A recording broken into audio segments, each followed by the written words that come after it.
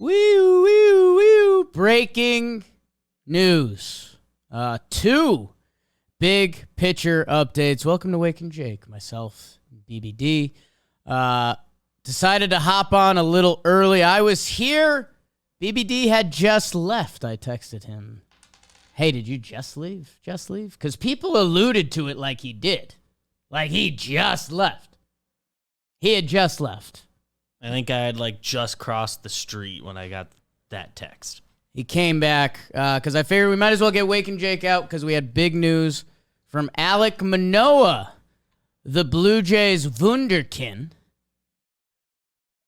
and Jacob DeGrom. And man, how the tides have changed quickly for both of them. I will go Cronpot. And the Cron today was Alek Manoah getting sent to the Florida Gulf Coast League, I believe.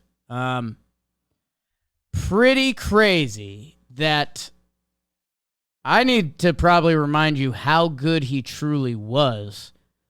He gets called up 2021, 20 starts, a 3.22 ERA.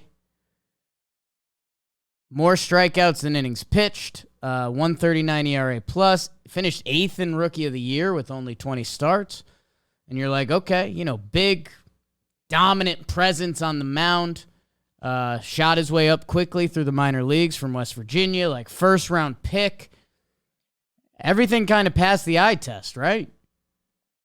He follows it up with 31 starts, 16 wins, a 2.24 ERA.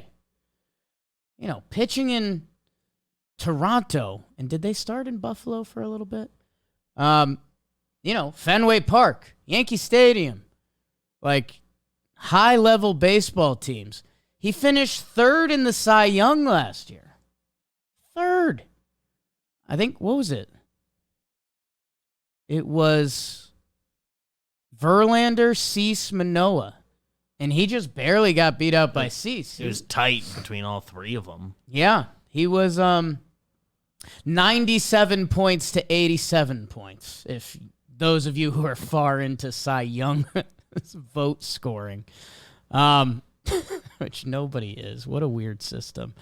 So this was a 24-year-old starting pitcher who became an all-star, finished 3rd in the Cy Young in his first full season, his second season overall. There were thoughts that he was going to regress a little bit this year due to shift. There was a lot of big shift numbers. Lefties had much better numbers against him anyways, and that was including the shift. If there was anything that could have been signified as, worrisome, his first 2 years in the league, and we talked about this because if you remember, we did the top pitchers under 27, I believe it was, because it felt like there was kind of a new guard coming in. And as we talked it out, I said, and was I a little scared of Blue Jay fans? Absolutely, they're a hostile, feisty young bunch. Thanks for tuning in. I was like, Manoah has to be on the list because of everything I just said. There's obviously other candidates, but even the emergence of Christian Javier, who I think ended up making the list anyways.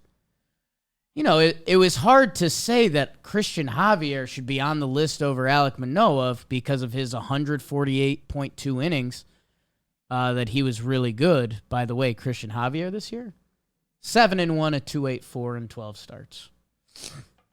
He still passes the sniff test. Alek Manoah, 25 years old this year, excuse me. Hop into the game logs.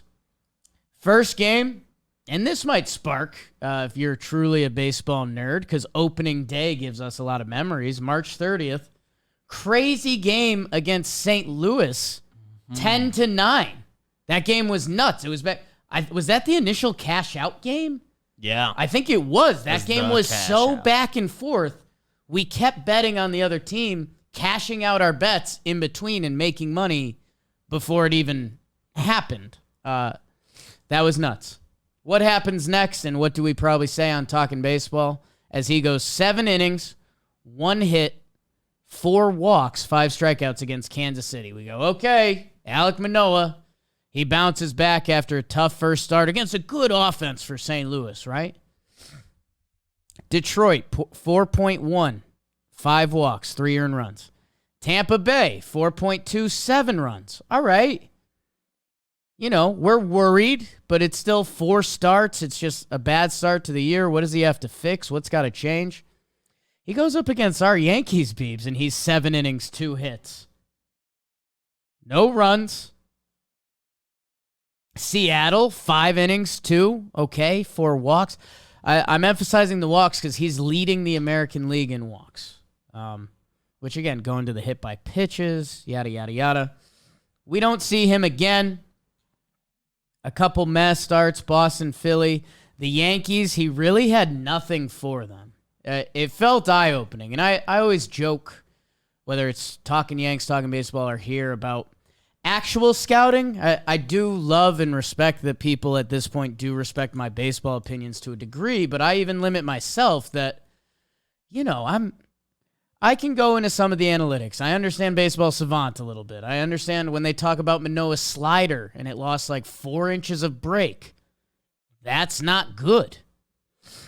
Against the Yankees, he had nothing for them. And his ERA leaving that start was 5.4 with a worse FIP. It just didn't feel like Alek Manoah. 7 walks against the Yankees. He was scared to come in the zone. It was really odd. He survives a Baltimore start. And remember this, and I don't know if I should give myself credit. Do you remember why he got taken out of that Baltimore game? Second mound visit. The accident by Schneider. That I said and told Trevor on Talking Baseball, I believe, if you want to get a little fugazi, is there any chance he was salvaging? He had Tim Meza, who visited our office, up and ready in the bullpen for a lefty hitter that he brought in his accidental second mound visit. Does that seem as crazy now that they just sent Alek Manoah down to not AAA, not to like, you were bad, do good, you'll be back. Build your confidence up. Like, we're sending you to our complex. You're going to be in the lab because something's off and wrong, and we don't know if it's injury or if it's, who knows? They don't know. That's why he's going down there. His last start, if you don't know, after that Baltimore accidental pull, 3 innings versus Tampa, 5 walks. 4 innings versus Milwaukee, 3 walks. 89 pitches in 4 innings, 87 pitches in 3 innings. He doesn't make it out of the first against Houston. 0.1, 6 earned runs, 38 pitches. His 6.36 ERA, a 6.52 FIP.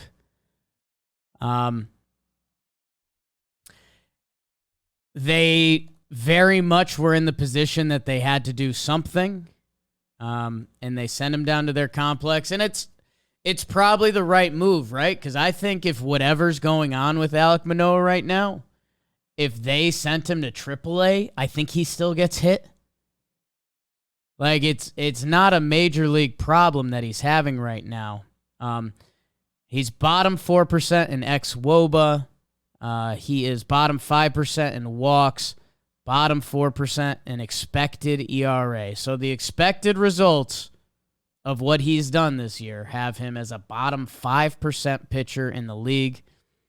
This is a guy that his first 2 years, he was top 8% in hard hit percentage. This is a guy that talked a lot of talk, and, you know, depending where you live on Twitter, Reddit, or whatever, you're going to hear a lot of commentary. This guy has a very loud, boisterous personality that I won't take shots at right now because baseball needs more of it. Like, Alek Manoah overall is great for the game. Man,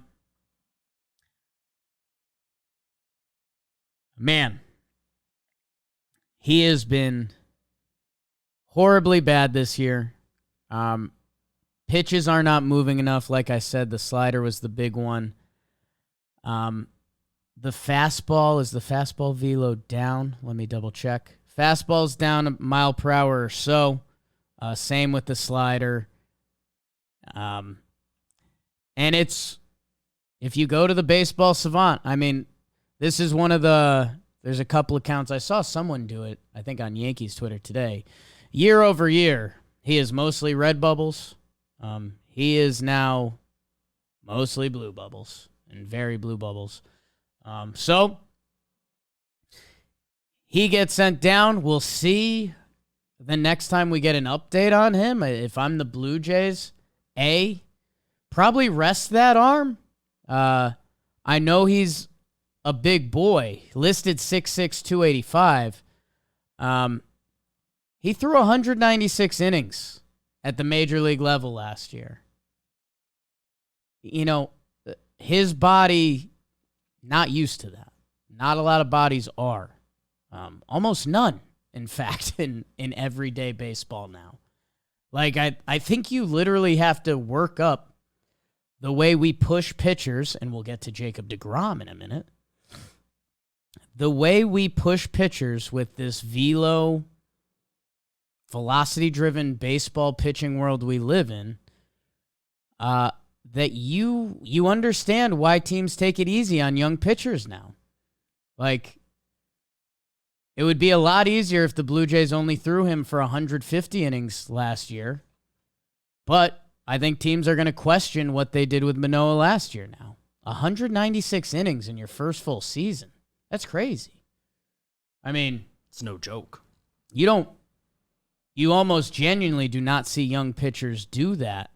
Yeah, I feel like general rule of thumb is like the maximum increase year to year is like 30 more innings than their previous year.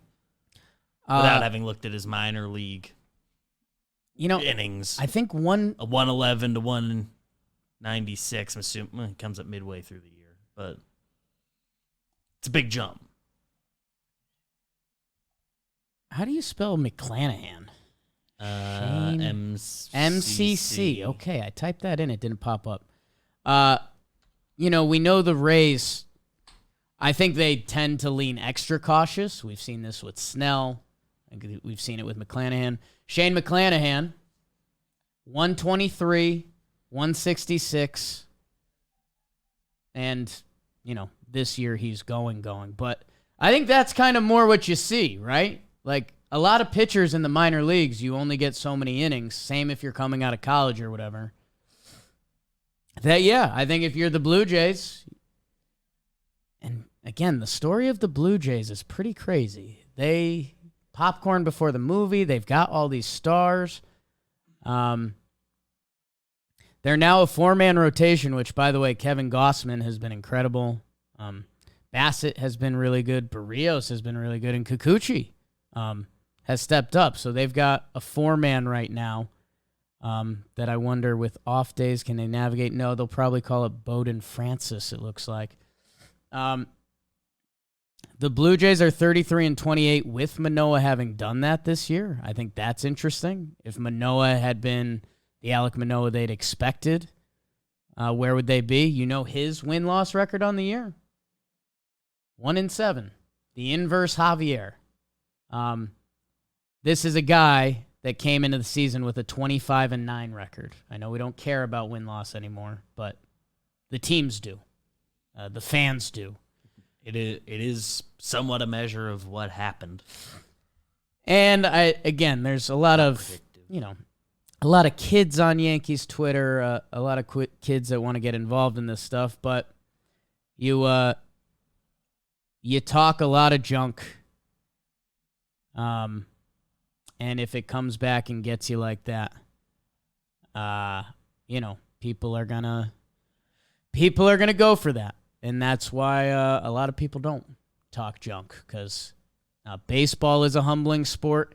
Every sport is a humbling sport, whether you're, Albert Pujols towards some of the end of your Angels years, whether you're whoever you are.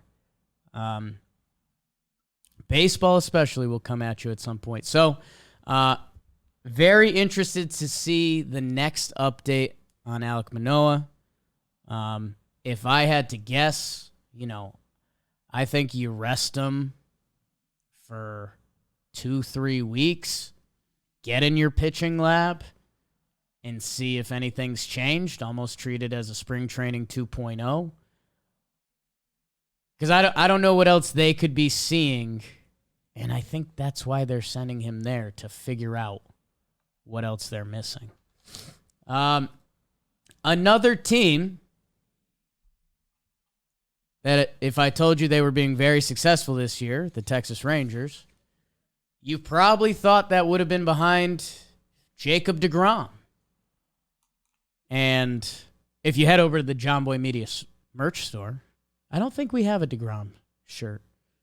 He hasn't been in the news a lot because he's been out. But we have a ton of new player tees. I was just wearing a Corbin Carroll shirt earlier and a Mike Trout shirt. So I like him young and old. Trout's not even old. He's just incredible. You're like 31. Our designers are making some awesome shirts and 20% off your first order. Code JM20, JM20 at the johnboymedia.com. Shop.johnboymedia.com.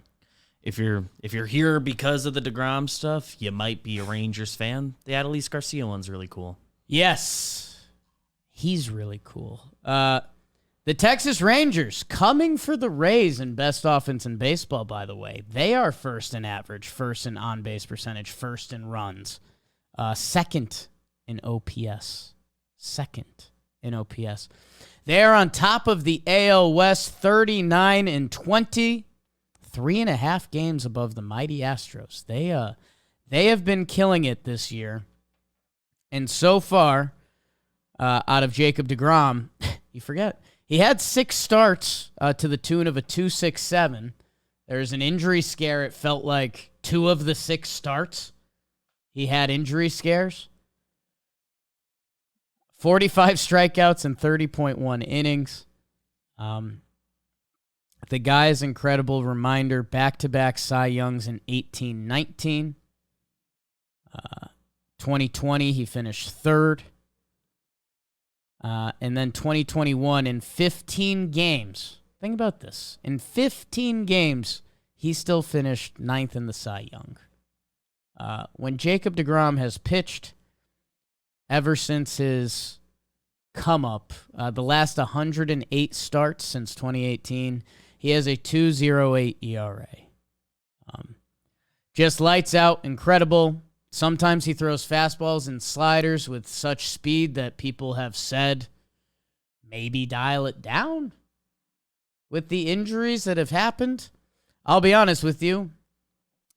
I don't know.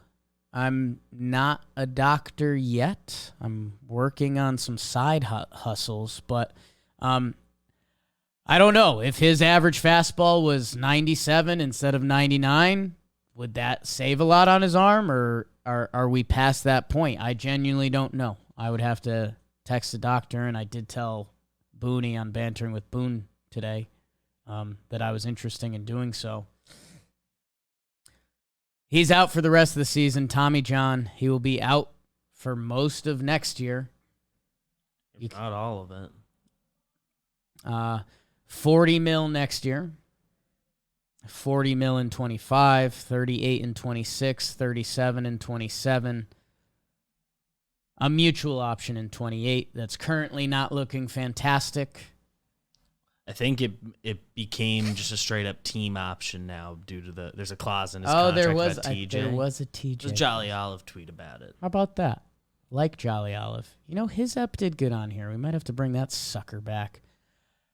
Anyway, Jacob DeGrom out for the year. If you're the Texas Rangers, I don't want to say you're unfazed, but Evaldi, Perez, Gray, Heaney, and Dunning have been very solid for them. I think you would have loved to have DeGrom in your back pocket. Like, it was very much, especially with the start of their season they're having, if they could get Jacob DeGrom for the playoffs, that's exciting because he's instantly... What Nate Evaldi's doing this year is very impressive. if Jacob DeGrom is healthy for the playoff series, he's kind of the one. Like he's like the one in baseball if he's healthy, and that's been a massive asterisk. And he got that massive contract that I don't know. It's one of those sad feelings that I feel like nobody around the office was surprised. Not at all. It was, if anything, it was more expected than surprised. That is 5-year, $185 million contract with Texas. It feels like you just lost 2 years. Because, I know he gave you 6 good starts this year, but especially with what the Texas Rangers have done, they were starting to play for more. Like, they're starting to get October dreams. Their offense is very real. Is the NJ.com article already out that says, will the $185 million contract be one of the worst ever? Little good New York, New Jersey media for you there. And hey, who knows? Maybe it'll be right. Maybe it'll be wrong. But yeah, we won't see Jacob DeGrom for a little while. And the side note of that is, what are you going to pencil him in for anymore? Nothing. No. He's kind of your 6th starter in a way coming into every season. They're going to be every year. When DeGrom's around. He's your 6th starter that'll start in the rotation. And you're going to need a guy to be ready to go to replace him. Like every team fully needs 6 starters, but right. You need 6 starters. You know, in a perfect season, you'd hope your 6th starter gets 10 starts and your 7th has 3, and that's a dream season. That's obviously rarely happens in baseball. And I'll be honest, I'm a little bummed out for baseball, and I don't know if this is an old head take, but injuries suck, man. Like, I know that's Jakey hot takes and analytics binder a little bit, but it really does feel with where we've pushed athletes to, which again, very cool. Look at what dudes do in the NBA. Look at what dudes do on a baseball field. Fuji came in for Oakland yesterday. I watched the whole Pittsburgh-Oakland game because I did play some bets on it. Thought I saw one of those come through our group. Shintaro Fujinami came in. He's been horrible for Oakland. Horrible.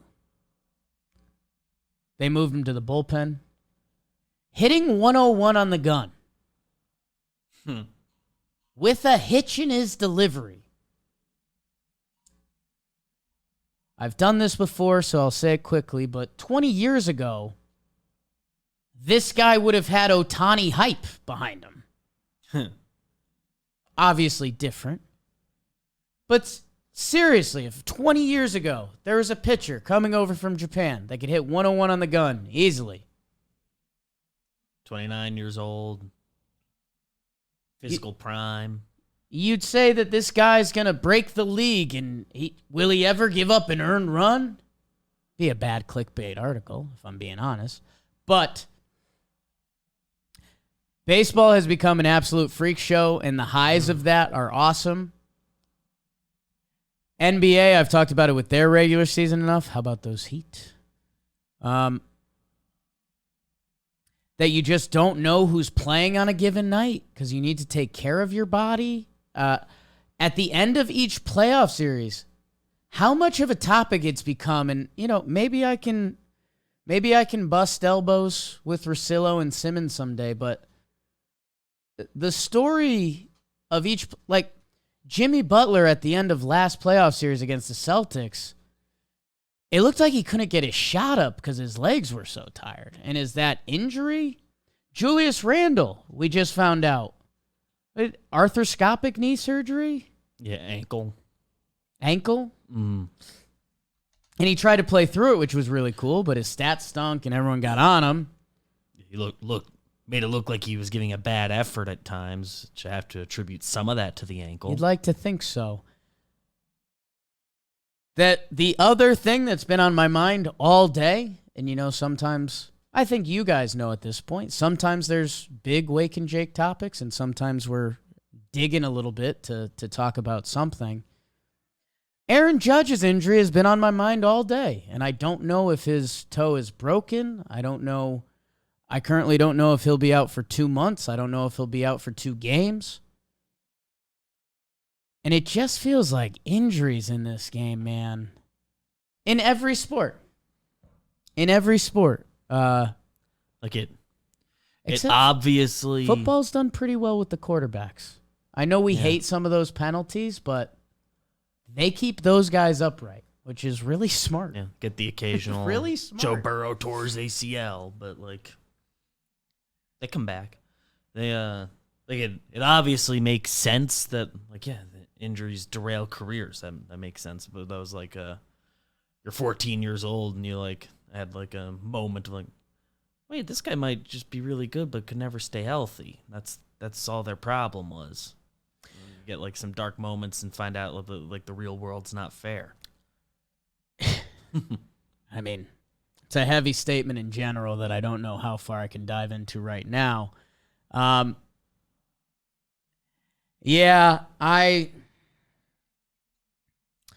got one more Jakey, and I know I'm starting to head off track of Jacob DeGrom because at this point now, what do I say? I mean, he's going to be out for a year and a half minimum, if not.